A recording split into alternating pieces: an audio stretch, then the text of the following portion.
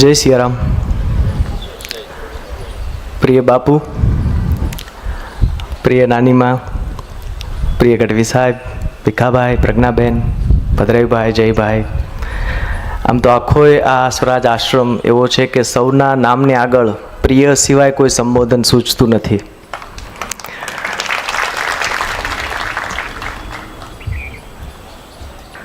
એવું શું છે જે ટકે છે?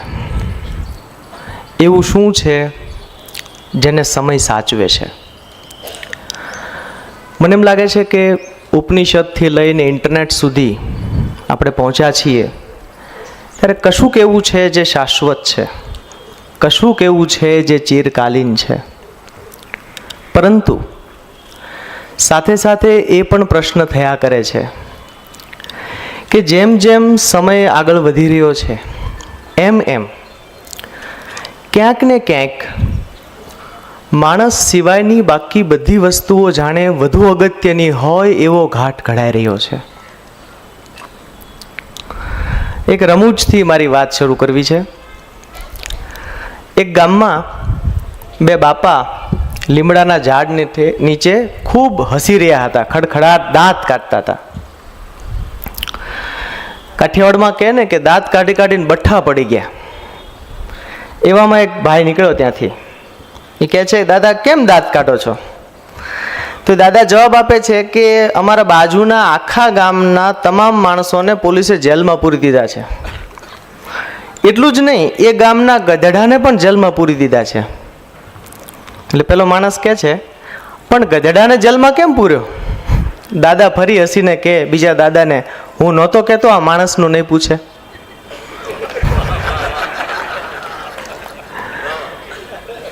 કેમ આવું થાય છે? માણસનું પૂછવું એટલે શું? માણસનું પૂછવું એટલે માણસોને બેઠા કરવા. વર્ષો પહેલા સરદારનું જો કોઈ યુગકર્મ કહી શકાય એ હતું, એણે માણસોને બેઠા કર્યા. લગભગ 8મી સંગોષ્ઠીમાં ગુણવંતભાઈએ અહીંથી વાત કરેલી કે કેવું સરદારનું ઘોડાપુર આવેલું કે જેથી સામાન્ય ગામના લોકોમાં એક પ્રકારનું નૂર છંટાયું, નૂર અંજાયું અને લોકો બેઠા થયા. સદીઓથી ઉપનિષદ કાળથી આ લોકોને બેઠા કરવાની એક અવિરત પરંપરા ચાલે છે. યાદ કરો, એક ગામ જેમાં નિયમ હતો કે ઇન્દ્રની પૂજા કરવાની જ, જો નહીં કરો તો સજા થશે. લોકો ભયથી પૂજા કરતા હતા. એવામાં કૃષ્ણ આવે છે અને કેટલાક પ્રશ્નો પૂછે છે. સીધું યુદ્ધ માંડતા નથી, કેટલાક પ્રશ્નો પૂછે છે લોકોને કે તમારું ખરેખર પોષણ કોણ કરે છે, ઇન્દ્ર કે ગોવર્ધન? તમે જેની પૂજા કરો છો એ ભયથી કરો છો કે કૃતજ્ઞતાના ભાવથી કરો છો? આ પ્રશ્ન પૂછતા પૂછતા એણે ગોકુળવાસીઓને બેઠા કર્યા. અને જે ટચલી આંગળીએ ગોવર્ધન ઉપડ્યો છે એ ગોવર્ધન સામૂહિક ચેતનાના વિકાસના પ્રતીક રૂપ ઉપડ્યો છે. એવો જ ગોવર્ધન આપણે બારડોલીના સત્યાગ્રહમાં પણ જોયો. વચ્ચે સમયનું થોડુંક અંતર છે. આપણે તો યુગોમાં માનીએ છીએ, ત્યારે કૃષ્ણ અને સરદાર વચ્ચેનું અંતર બહુ ઓછું કહેવાય. પણ લોકો બેઠા થયા. બીજી આવી ઘટના આપણે વામન અવતારમાં જોવા મળે છે. વાલી હિંસક નહોતો, બલિરાજા હિંસક નહોતો, પણ સામ્રાજ્યનો વિસ્તાર એટલો બધો કરતા ગયા જે મૂળતઃ ભારતીય દર્શનથી વિરુદ્ધ છે. ભારતીય દર્શન તો એમ કહે છે કે સત્તાનો વિસ્તાર અને કેન્દ્રીકરણ ન થવું જોઈએ, નહીતર એમાં સૂક્ષ્મ રૂપે હિંસા પ્રવેશે જ છે. અંગ્રેજી સામ્રાજ્યનો વિસ્તાર પણ એટલો બધો વધ્યો અને એમાં જે હિંસાની શરૂઆત થઈ, એ વખતે ભગવાનનું વામન રૂપ છે એ જાણે કે કોઈ નમ્ર સત્યાગ્રહ હોય એમ સંવાદ ત્યાં પણ ચાલે છે. અને આપણે જોયું પરિણામ શું આવ્યું. આજે વિસ્તાર વધે છે, વ્યાપ વધે છે, એમાં જોતા રહેવું એ પડે કે ક્યાંક ઊંડાઈ તો નથી ઘટતી ને. હું જ્યાંથી આવું છું, નાનાભાઈ ભટ્ટ લોકભારતીના સ્થાપક એવું કહેતા કે ઊંડાઈના ભોગે વ્યાપ ન કરીએ. અને જ્યારે આવો અંગ્રેજી સામ્રાજ્યનો વ્યાપ થયો છે ત્યારે એમાં જે હિંસાના તત્વો ઘૂસ્યા છે એની સામેની એક આધ્યાત્મિક લડાઈ, જેમાં હિંસાને બિલકુલ સ્થાન નથી, એવી શરૂઆત થઈ. સરદારના જેટલા ફોટોગ્રાફ્સ આપણે જોઈએ છીએ એમાં મને જે સૌથી આકર્ષક કહી શકાય એવી જો વાત લાગતી હોય તો એમની આંખો છે. આપણે ધ્યાનથી આંખો જોઈએ તો એમ લાગે કે આ બધી જ વસ્તુઓ સ્પષ્ટ જોઈ શકનારી કોઈ સંનિષ્ઠ સાધુ કે ઋષિની આંખો.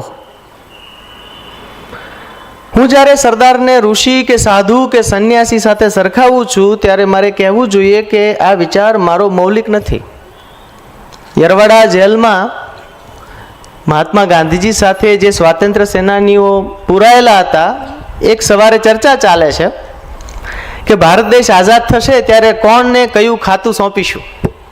એટલે બધા એમ કહે છે કે ભાઈ આને આ ખાતું સોંપીશું, આને આ ખાતું સોંપીશું. સરદાર પોતાનું કામ કરે છે. એટલે ગાંધીજી સરદારને પૂછે છે કે સરદાર, આઝાદ ભારતમાં તમે કયું કામ લેશો, કયું ખાતું તમે લેશો? સરદાર કહે છે, બાપુ આઝાદ ભારતમાં હું તો ચીપિયો ને તુંબડું લઈશ. અને લીધું.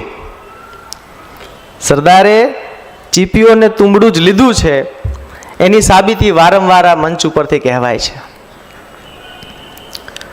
ઉપનિષદ પરંપરાના જે ઋષિઓ છે, ઋષિ શબ્દ રુચ એ ધાતુ પરથી આવે છે. આપણા સામાન્ય લોકો માટે ગચ્છ શબ્દ વપરાય છે, પણ જે જગત કલ્યાણમાંથી માટે પોતાનામાંથી નીકળી જાય એને ઋષિ કહેવાય. અને એ અર્થમાં પણ સરદારે આ કલ્યાણ કામ કર્યું છે.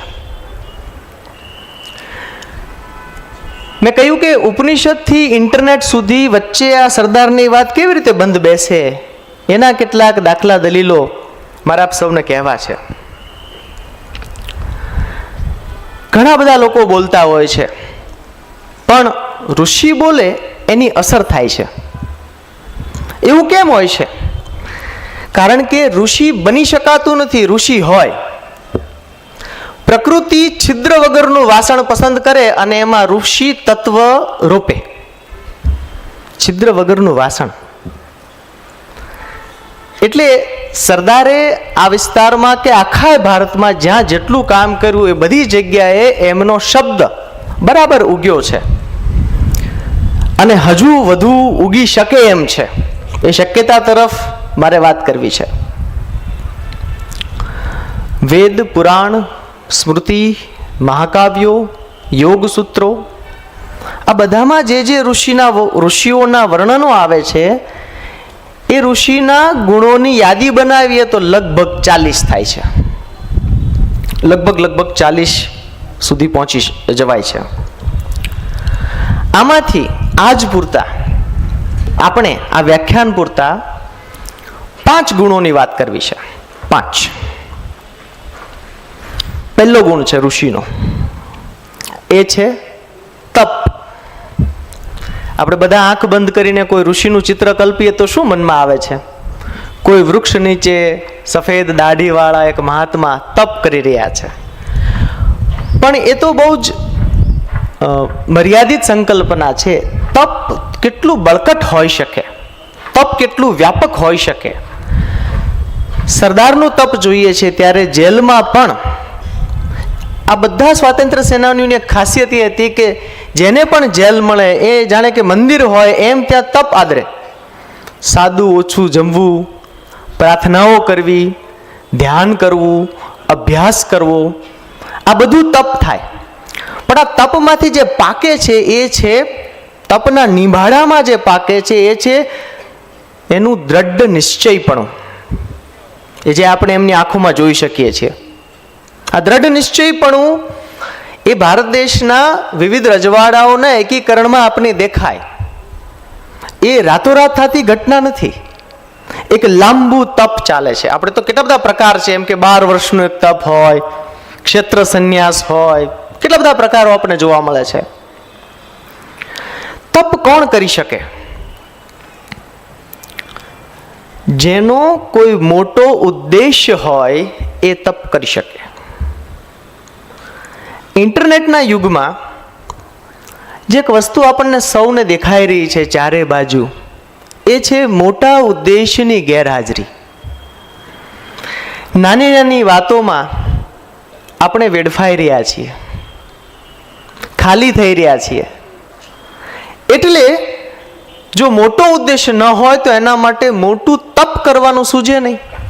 છિદ્ર વગરનું વાસણ તૈયાર થાય નહીં. એટલે ભારત દેશને આઝાદ કરવો એ એમની તપશ્ચર્યાનો એક અંગ હતો. પણ બીજું અંગ જે સૌથી અગત્યનું મને લાગે છે એ છે આઝાદ ભારતમાં કેવી રીતે જીવીશું એનું જનમાનસ તૈયાર કરવું. આવા નાના નાના ગામડાઓમાં સેવાકીય પ્રવૃત્તિઓ શરૂ થાય, એ છે સરદારનું કામ. મને એમ પણ લાગે કે આપણે બધા દર વર્ષે સરદાર સંગોષ્ઠીમાં મળીએ, એ પછીનું એક વર્ષ આવતી સરદાર સંગોષ્ઠીમાં ન મળીએ ત્યાં સુધી આવા નાના નાના તપના શરૂ કરવા જોઈએ.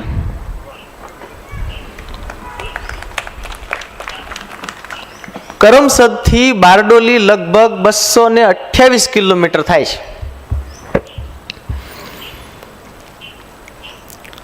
આપણે બધા જો સરદારની ભાવવંદના માટે એકત્રિત થયા હોઈએ, એક કામ સરદાર ચિંધુ એવું કરીએ કે જેની સુવાસ ઓછામાં ઓછી 228 કિલોમીટર સુધી પહોંચે.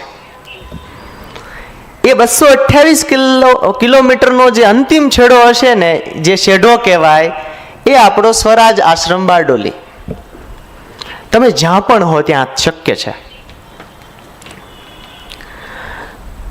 ગુણવંત શાહે પુસ્તક લખ્યું સરદાર એટલે સરદાર. એમાં એક બહુ સરસ વિગત છે. એ વિગત એવી છે કે એમ.એન. રોય નામના એક અજ્ઞેયવાદી એ વર્ષોમાં થયા. અજ્ઞેયવાદી આપણે જાણીએ છીએ કે જે પરંપરાગત ભગવાનમાં નથી માનતા, જે એમ કહે છે કે નથી ખબર નથી. સરદારના અવસાનના 2 દિવસ પહેલા રેડિકલ હ્યુમેનિસ્ટ નામના એક સામયિકમાં એક નોંધ આવે છે. આ એમ.એન. રોયની નોંધ છે, બહુ મોટા રેશનલિસ્ટ આપણા દેશના. એમ.એન. રોય લખે છે કે હું ભગવાનમાં માનતો નથી, પણ સરદાર જો હજુ થોડા વર્ષ જીવી જતા હોય ને તો એના માટેની પ્રાર્થનામાં હું જોડાઈશ. કેમ જોડાઈશ એનું કારણ આપતા એમ કહે છે કે સજ્જનોને શ્રદ્ધાંજલિ આપવી સહેલી છે, પણ એણે છોડેલા અધૂરા કામ પૂરા કરવા અઘરા છે. મને એમ લાગે છે કે 228 કિલોમીટર એ સરદારે છોડેલું અધૂરું કામ છે. આપણે જ્યાં હોય ત્યાંથી 228 કિલોમીટર સુધી એ આપણી સુવાસ પ્રસરે તો પછી આપણને સૌને જય સરદાર કહેવાનો નૈતિક અધિકાર પ્રાપ્ત થાય છે. આ છે તપ, તમારું મારું આપણા સૌનું. બીજું ઋષિનું જે લક્ષણ છે, એનું ગુણ છે, એ છે સત્યપ્રીતિ અને સત્ય સાધના. આ દેશમાં સૌથી ઉપર જો કશું મુકાયું હોય તો તે સત્ય છે. India has always been a country of seekers. આપણે સત્ય શોધક રહ્યા છીએ, પછી આપણે બિલીવર્સ બન્યા છીએ. વળી સત્યના 3 પ્રકાર પડે છે. સૌથી નબળું સત્ય છે જેને કહેવાય છે આભાસી સત્ય, અથવા ઇન્ટરનેટના યુગમાં વર્ચ્યુઅલ રિયાલિટી. એ આભાસી સત્ય છે. એના પછી એક સત્ય ઉપર આવે છે જેને કહેવાય છે વ્યવહારિક સત્ય, પ્રેગ્મેટિક ટ્રુથ, જે સરદાર સાહેબે ઘણા બધા પ્રસંગોમાં, ઘટનાઓમાં એનો ઉપયોગ કર્યો છે. અને સૌથી ઉપર આવે છે ઋત, એબ્સોલ્યુટ ટ્રુથ. ઋષિ જે સત્ય માટે કામ કરે એ ઋત છે. હવે આપણે ફસાયા છીએ આ આભાસી સત્યમાં. અને કેવા ફસાયા છીએ! ટ્વિટર ઉપર 2020માં કુલ જે ટ્વીટ થયા એમાંથી 43% ટ્વીટ એ મશીને કરેલા છે, માણસે નથી કરેલા. 43%. હો, એનો અર્થ એમ થાય કે આપણે જેની સાથે સોશિયલ મીડિયામાં ગરમા ગરમ ચર્ચાઓ કરીએ છીએ, શક્ય છે ત્યાં માણસ જ ન હોય, આભાસી સત્ય. અરે એનાથી વરમું ઉદાહરણ, 19 વર્ષનો જસવંતસિંહ કેલ નામનો એક યુવાન લંડનમાં ઉછરો મોટો થયો. એ યુવાન AK-47 સાથે રાણી એલિઝાબેથ દ્વિતીયના બંગલામાં ઘૂસી ગયો, AK-47 સાથે, અને ત્યાં સિક્યુરિટી પકડ્યો કે શું કામ આવ્યો અહીંયા? તો કે રાણીને મારે મારી નાખવાની છે. આ 2021ની ઘટના. કેમ મારી નાખવાની છે? તો કે મારી ગર્લફ્રેન્ડે મને આવું કીધું છે. તારી ગર્લફ્રેન્ડ કોણ? તો કે એનું નામ સરાય. સુભાષભાઈ હોત તો બિચારા દુઃખી થાત. સરાય ફોન બતાવો. ફોનમાં સરાય અને આના વચ્ચેનું સંવાદ છે, ચેટિંગ છે, ડાયલોગ છે. એમાં કે છે, પેલી સરાયાને કહે છે, તું તો બહુ એકદમ ધુરંધર છો. તો કે તને ગમે મારું ધુરંધરપણું, દબંગપણું ગમે? તો કે હા. હું શું કરું તો તને ગમે? તો પેલી સરાય કહે છે, તું રાણીને મારી નાખ. તો કે હું રાણીને મારી નાખીશ તો પણ હું તને ગમીશ? તો કે તું મને બહુ ગમીશ, તું બહુ હટકે છો. અને એ રાણીના બંગલામાં પહોંચી ગયો. સરાય એ માણસ જ નથી, એ ચેટબોટ છે. માણસ છે જ નહીં, રેપ્લિકા નામની વેબસાઇટે બનાવેલું ચેટબોટ છે. એક ચેટબોટે કેવું સત્ય ઓલાની સામે મૂક્યું હશે કે એને એમ લાગ્યું કે આ જીવતી વ્યક્તિ છે જેના હું પ્રેમમાં છું. આ તો સારું થયું બધું પકડાણું, નકર વરઘોડો લઈને જાત ક્યાં.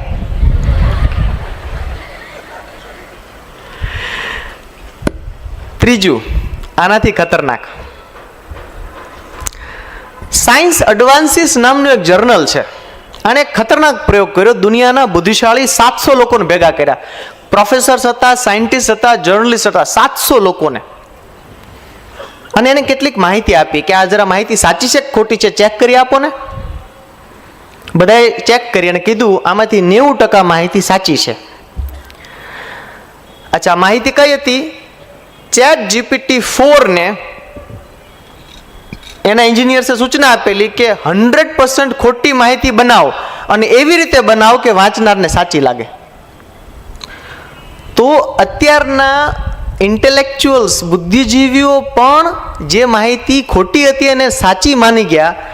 તો આપણા જેવા સામાન્ય લોકો આ ઇન્ટરનેટ યુગમાં કયા સત્યના આધારે આપણે કામ કરી રહ્યા છીએ?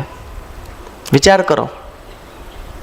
વળી પાછા સરદાર સાહેબના સમયમાં જઈએ, આઝાદી પછીના કોમી રમખાણોમાં ફેક ન્યૂઝ જેને કહીએ છીએ, અફવાઓ કહીએ છીએ, વાતાવરણ એટલું બધું ગરમ હતું કે એને કંટ્રોલ કરવું મુશ્કેલ હતું. પણ સરદાર સાહેબે કર્યું. તો મને પ્રશ્ન થાય કે એમની પાસે એવી કઈ જાદુઈ છડી હતી કે જે ઘઉંમાંથી કાંકરા છૂટા પાડી શકે? એવું શું હતું? તો મારી મર્યાદિત સમજણ પ્રમાણે મને એવું લાગે છે કે એ હતું એમના હેતુની શુદ્ધિ. એમનો હેતુ શુદ્ધ હતો. જ્યારે આપણો હેતુ પવિત્ર હોય છે ત્યારે મને એમ લાગે છે કે આપણી અંદર એક સહજ વૃત્તિ, કોઠાસૂઝ ડેવલપ થતી હશે કે આપણે સત્ય અને અસત્ય બે છૂટું પાડી શકીએ. 21મી સદીના કેટલાક નામ પડ્યા છે. એમાંનું એક નામ છે, એનું નામ છે the era of post truth. અનુસત્યનું યુગ છે આ, અસત્યનો નથી. અને એક અર્થમાં આપણને હજી અસત્ય સારું લાગશે. જે રીતે આપણને ભળતું સત્ય કહેવામાં આવે છે, રૂપકડું બનાવીને કહેવામાં આવે છે, ત્યારે આપણને આ સરદાર નામના ઋષિનું સાનિધ્ય સાચી દિશા બતાવશે. અને એટલા માટે વારંવાર આવી સંગોષ્ઠીઓ દરેક જગ્યાએ થાય અને આ બધા પ્રસંગો વાગોળવા પડશે આપણે. એટલા માટે આ જરૂરી છે. નહીતર આ ઇન્ટરનેટનું જે સત્ય છે, ફેક છે, વર્ચ્યુઅલ સત્ય છે, એ આપણને ખાઈ જશે.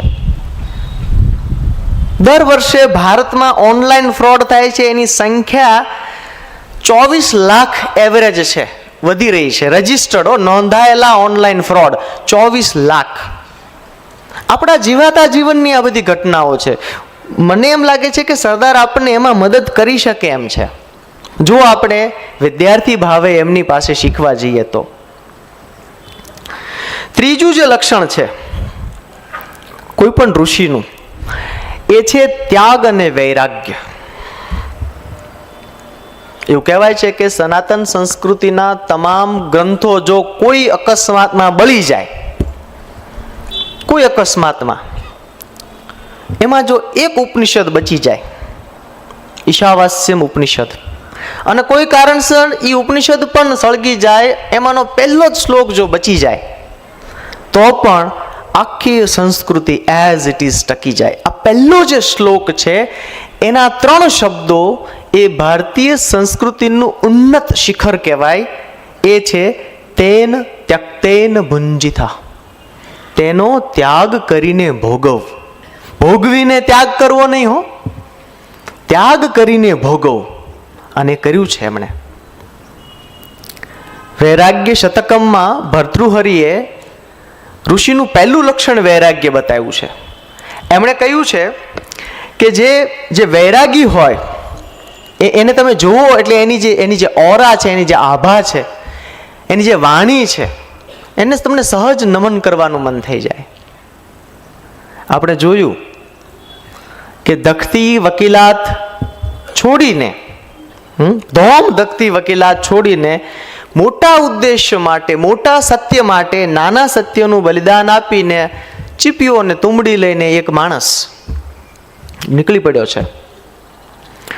આ સાદગી છે ને, એ મારે અને તમારે આપણી ગરજે આવનારા વર્ષોમાં આપણે અખત્યાર કરવી પડશે, કરવી પડશે ને કરવી પડશે.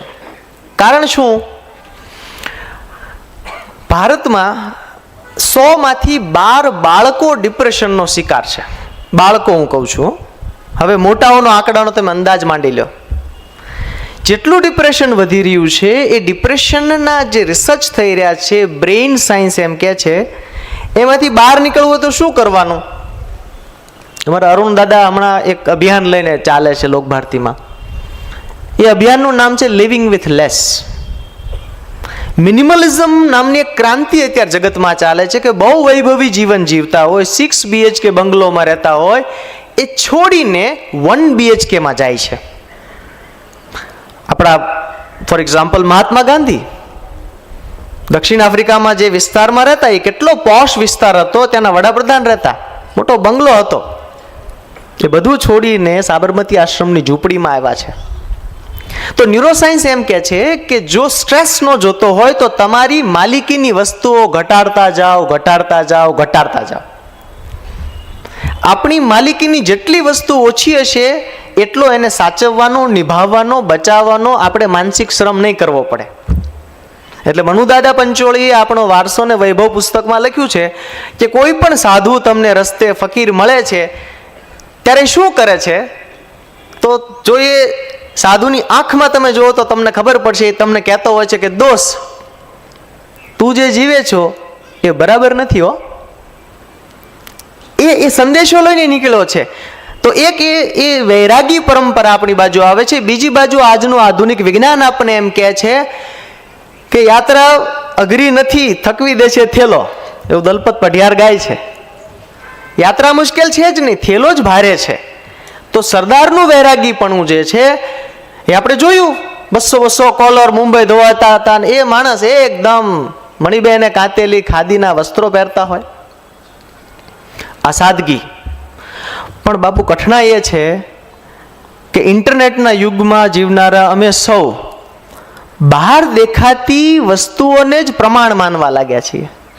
ઘરમાં મહાદેવની મૂર્તિ છે, મહાવીરની છે કે બુદ્ધની છે, એ બધાએ આંખો બંધ રાખી છે. પણ એવું ખબર નથી પડતી કે એને આંખો બંધ રાખી છે અને અમે આંખો ખુલ્લી રાખી છે, તો સત્યની નજીક વધુ છે કોણ? તો સરદાર જેલમાં ધ્યાન કરતા હતા. અને આજે અંદર ઉતરવા વાળું છે ને, મને એમ લાગે કે જે અંદર ઉતરી ન શકે ને એને બહાર બહુ નીચે ઉતરવું પડે.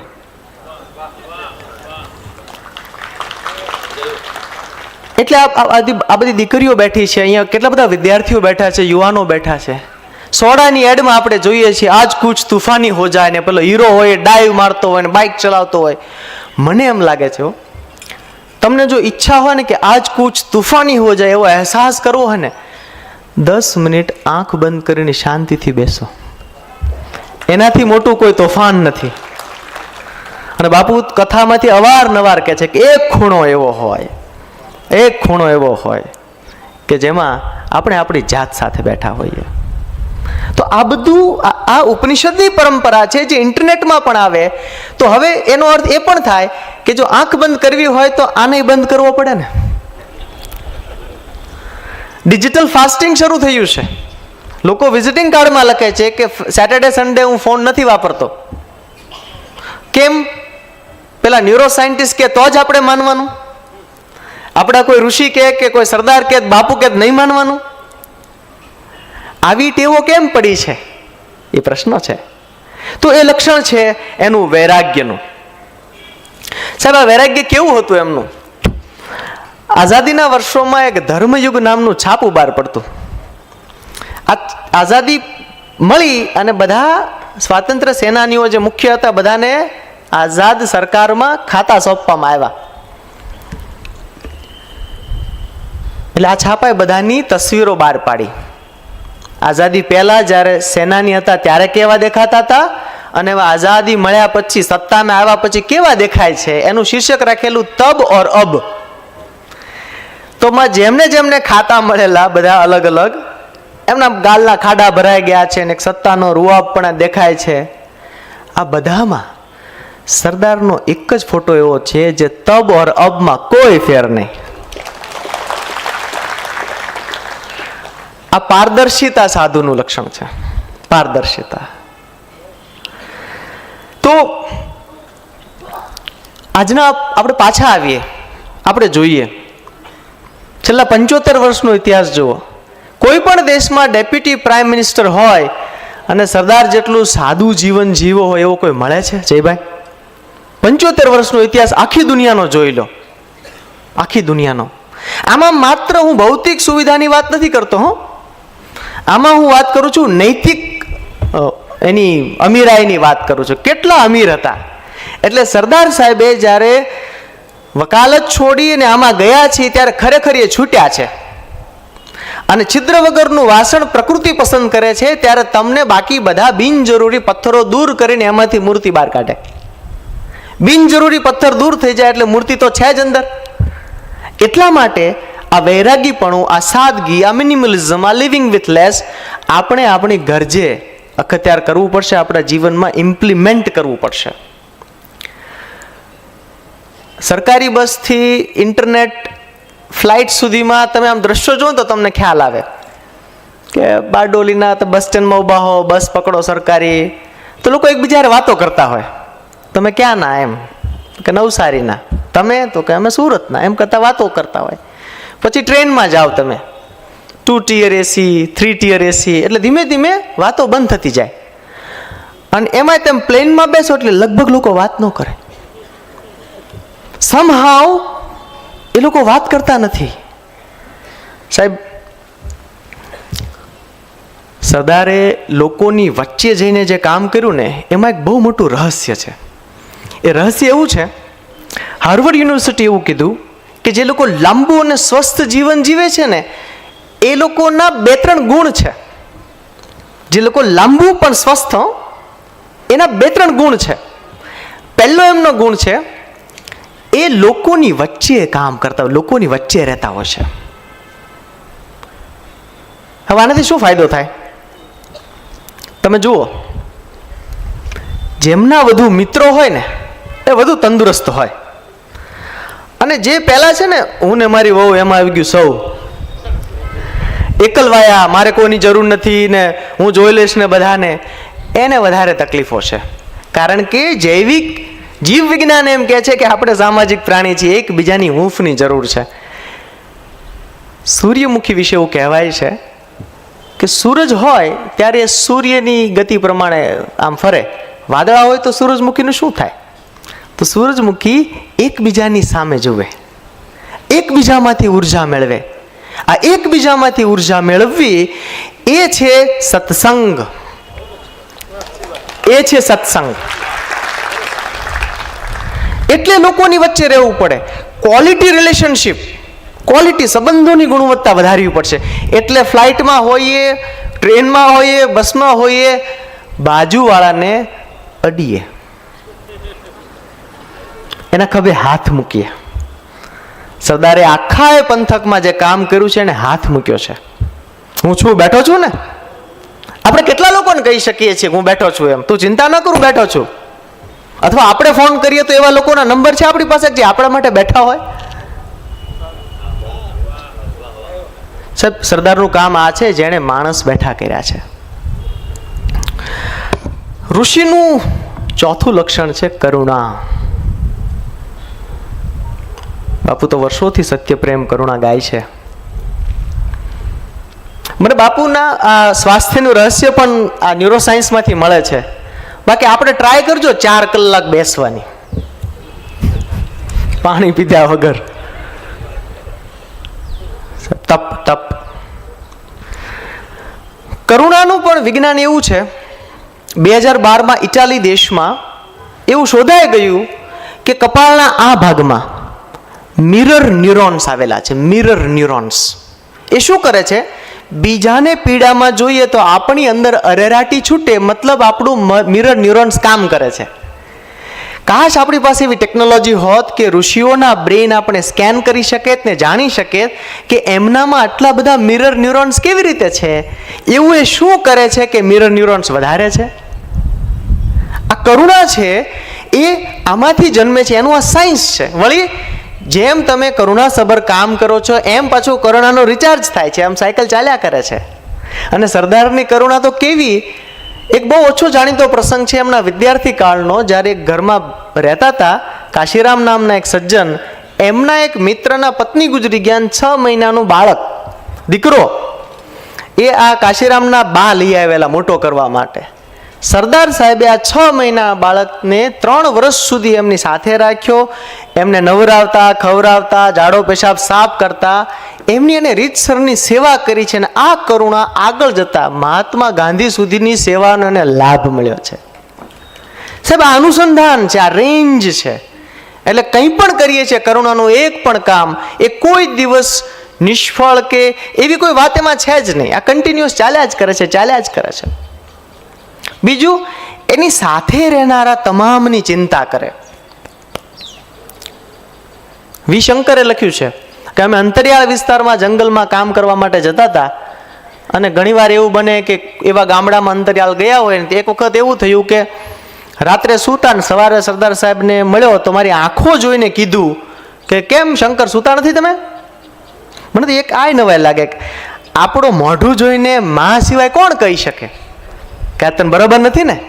તો મને એમ લાગે છે કે ઋષિ કહી શકે, સાધુ સંત કહી શકે, સરદાર કહી શકે. આપણું મોઢું જોઈને આપણો અંદરનો ભાવ વર્તી જાય.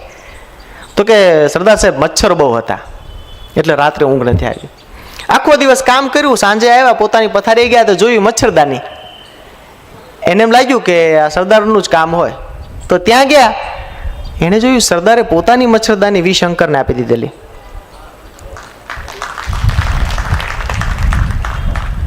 વિશંકર ના પાડે છે કે સાહેબ આવું ન કરો, મને સંકોચ થાય છે. સરદાર સાહેબ કે હું તો ખેડૂતનો દીકરો છું, ગમાણમાં હોઈ જાવ, તું રાખ. આ ખમીરી છે ને એ કદાચ અત્યારે ઇન્ટરનેટના યુગમાં બહુ બહુ પાતળી થઈ ગઈ છે. નાની નાની વાતોમાં આપણી લાગણીઓ બટકી જાય છે, ખોટું લાગી જાય છે, દુભાઈ જાય છે નાની નાની વાતોમાં. એણે મને આમ કીધું, એણે મને તેમ કીધું. પણ વાત એ છે કે આ કરુણાનો વિસ્તાર જ્યારે થાય છે ત્યારે આ ઋષિઓ પોતાની ચામડી આખી પૃથ્વીને ઉડાડી દે. ચામડી પૃથ્વીને ઉડાડવી એટલે શું? વૃક્ષ કપાય તો એની વેદના ઋષિને થાય, નદી સુકાય તો ઋષિને એની વેદના થાય. આ સરદારની જે વેદના હતી એ હતી કે ભાઈ આ આટલું બધું જે કામ થઈ રહ્યું છે એમાં હજુ કેમ પરિણામ મળતું નથી, હજુ કેમ પરિણામ? એટલે આરામ નહીં. સરદારને કોઈએ કીધું કે સાહેબ બહુ સમય થાય છે, તમે થોડો આરામ કરો. સરદાર જવાબ આપે છે, હું તમને વાંચી સંભળાવું. ઘણા લોકો નોકરીના હજી 5 વર્ષ થયા હોય ને તો રિટાયરમેન્ટના મૂડમાં આવી જાય. એને ગણી રાખ્યું હોય કે આપણે હવે સાહેબ 2035માં રિટાયર્ડ હો, એને ગણી રાખ્યું હોય, રવિવાર સહિત ગણી રાખ્યું હોય સરદાર કહે છે, તમે મને આરામ કરવાનું કહો છો, પણ મારે કંઈ આરામ નથી લેવો. છૂટો છું ત્યાં સુધી રાત દિવસ તમારી સાથે રહેવું એ મારો ધર્મ છે. તમને ખબર નહીં હોય, પણ મને ખબર છે કે તમારી પાછળ કેટલા ભૂતો ભમી રહ્યા છે. એનું રખવાળું કરવાનો મારો ધર્મ છે. અને હવે સાંભળો, હું જ્યાં સુધી બહાર રહું ત્યાં સુધી મારે સુવાનું જ ન હોય. મારો ધર્મ પોતે જાગૃત રહી તમને નિરંતર જાગૃત રાખવાનો છે. તમને નિરંતર જાગૃત રાખવાનો છે.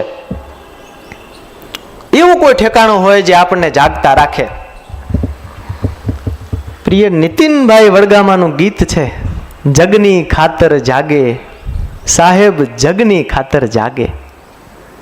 શું કામ જાગવું જોઈએ જગની ખાતર? કેમ? કારણ કે જગ અને હું અલગ નથી. આખી ચામડી ઓઢાડીને બેઠા છે. અદ્વૈત રચાયો છે. અલગ હોય તો પ્રશ્ન છે, બીજો હોય તો પ્રશ્ન. એ જ હું છું. એ ભાવના સાથે આ ઋષિઓનું કામ ચાલે છે. પાંચમું જે લક્ષણ છે એ છે આધ્યાત્મિક શક્તિનો ઉપયોગ લોક કલ્યાણ માટે. એક વખત સુભાષભાઈએ બહુ સરસ વાત કરેલી બાપુ માનપુરમાં. એણે કીધેલું કે મને એટલા વર્ષે એક વસ્તુ સમજાય છે કે આધ્યાત્મિક યાત્રા સામાજિક નિસ્બત વગરની હોય જ ના શકે. સુભાષભાઈના શબ્દ. અભ્યાસ કોઈ દિવસ હોય જ ના શકે. આપણા તમામ ઋષિઓ ઉપનિષદ કાળથી તમે જોઈ લો, અત્રિ હોય, યાજ્ઞવલ્ક્ય હોય, એક ઋષિએ એક સાયન્ટિસ્ટનું કામ કર્યું છે. અત્રિ સંહિતા તમે વાંચી લો. યાજ્ઞવલ્ક્ય ઋષિના આશ્રમમાં એવું કહેવાય છે કે 60,000 વિદ્યાર્થીઓ ભણતા હતા. કેટલા બધા એને સામાજિક ઉત્થાનના કામ કરેલા છે. વશિષ્ઠ, એણે તો એવા રાજ્યની કલ્પના કરેલી જે સ્વયં સંચાલિત હોય, કાનૂન ના જોઈએ, પોલીસ ના જોઈએ. આવા ઋષિઓ.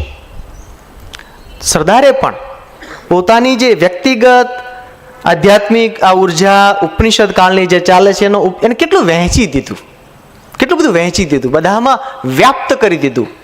એટલે એક જે ઋતની વાત કરી, તો ઋષિને જે સત્ય લાદ્યું છે એ બધું થોડું થોડું બધામાં કાયમ વહેંચતા રહે ઋષિ, રોપતા રહે ઋષિ. તો સરદારનું આ જે આખું કામ છે એમાં આપણે સતત એવું લાગ્યા કરે છે. તમે એના કામના કલાકો જુઓ. રાજમોહન ગાંધીનું પુસ્તક સરદાર એક સમર્પિત જીવન હોય કે બીજા ઘણા બધા પુસ્તકોમાં મણિબેનની ડાયરી હોય, એક ક્ષણે ક્ષણનો હિસાબ છે. વળી ઇન્ટરનેટના યુગમાં તમને આમ ખેંચીને લઈ આવું તો એવરેજ આપણા યુવાનો 4.5 કલાક ઇન્ટરનેટ પર આપે છે. પ્રોડક્ટિવ નહીં, ઓનલાઈન કોર્સ કરતા તેનો કોઈ વાંધો નથી. બિન ઉત્પાદક, જેનું કશું જ પાકવાનું નથી.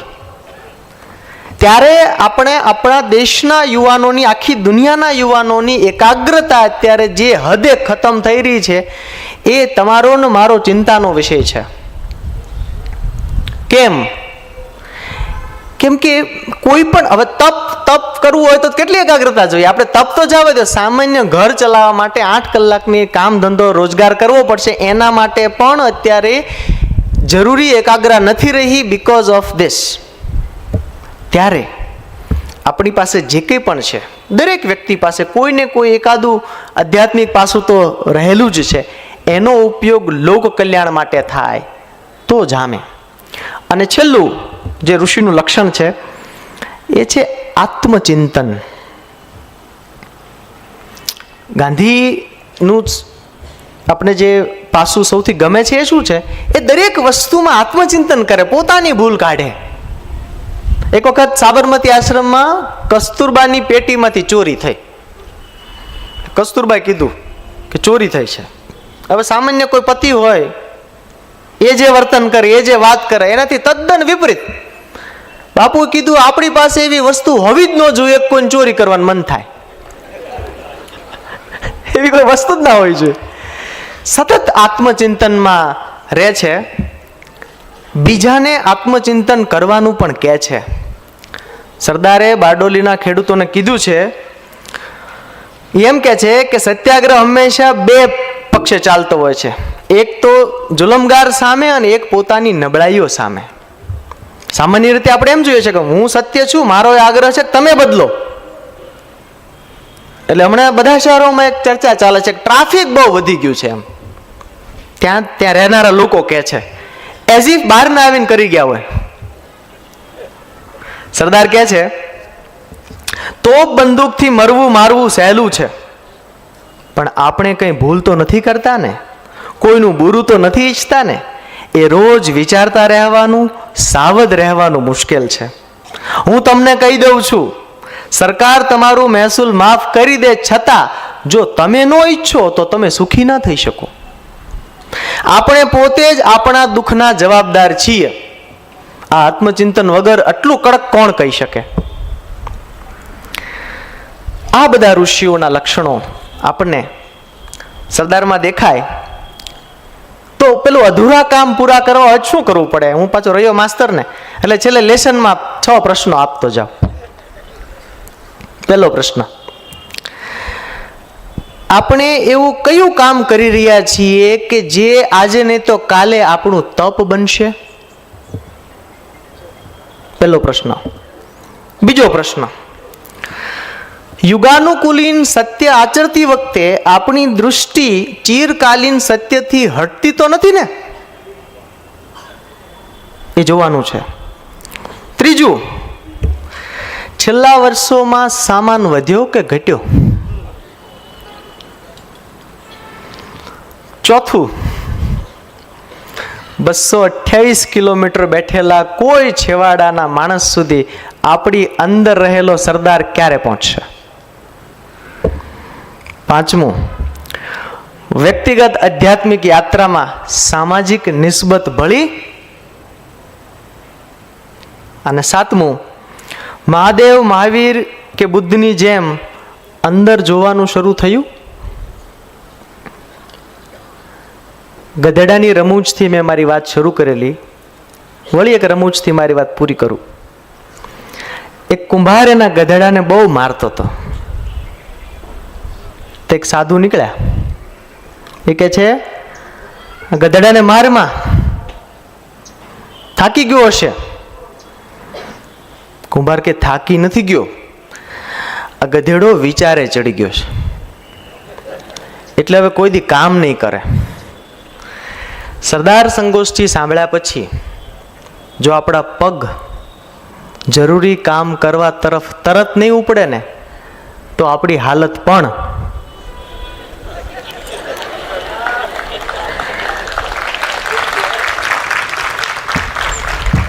જો આ બધું જ હું શબ્દોમાં કહી શક્યો તો હું ખરેખર કહી શક્યો નથી, કારણ કે ઋષિ હોય કે સરદાર કોઈ દી શબ્દમાં સમાય નહીં. આભાર.